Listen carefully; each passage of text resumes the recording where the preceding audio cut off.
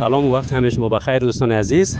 خدا کنه که خوب و صحتمند باشین و دو روز عید رم به خوبی و خوشی سپری کرده باشین. امروز هم که سوم عید هست و ما هم با استفاده از فرصت آمدیم اینجا با جمعی دوستا. البته آمدیم در ولسوالی واقع است، در کویی که است، کوی بادام، یعنی درخت بادام البته بسیار زیاد است.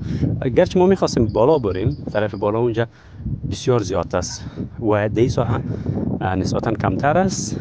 متاسفانه که راهش پیدا نتونستیم، راهش گم کردیم دیگه، نشد که اونجا بریم، بس آمدیم اینجا. و البته پیش از اینکه ما اینجا بیاییم دو پایین با یک از دهقانایی که مصروفی کار سر زمین هایشان بود همراهشان قصه کردیم، یکم صحبت کردیم و دو بالا میگن که یک زیارت است، اونجا یک زیارت است، ما ندیدیم نرفتیم. و دیگه ای که اینمی بادامی که در اینجا هست کس استفاده نمیکنه از این، یعنی هیچ کس، مردم محل، مردم ساحه ناز استفاده نمیکنن، از چوبش هم استفاده نمیکنه، از خودش هم استفاده نمیکنه. طبق گفته اونا البته کس استفاده کنه یک بدی برشون میرسه.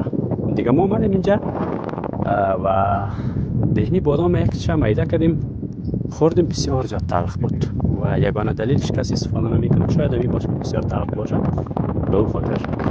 دیگه شما میتونید بیاین اینجا، بسیار یک فضای خوب است، یک فضای بسیار آرام است، یک جای بسیار خوب است. یکی و دیگه یعنی بسیار تودی خیلی خوشمزه داره. این واقعا ما تود در شهر غزنی اطرافش زیاد خوردیم ولی باور کنین که مزهشون به مزه تود اینجا نمیرسه. بسیار مزه خیلی خوبی داره، بسیار دیگه اینه دیگه هرچی که بگویم بازم کم است. و غوره بسیار خوشمزه داره. غورهشان هم گرچه صحیح پخته نشده، نرم شده، اما بسیار خوشمزه هستن. دیگه شما مگر وقت کردین میتونین بیاین. و امروز بدبختانه کم شمال هم است، باد شمال نسبتا زیادتر است.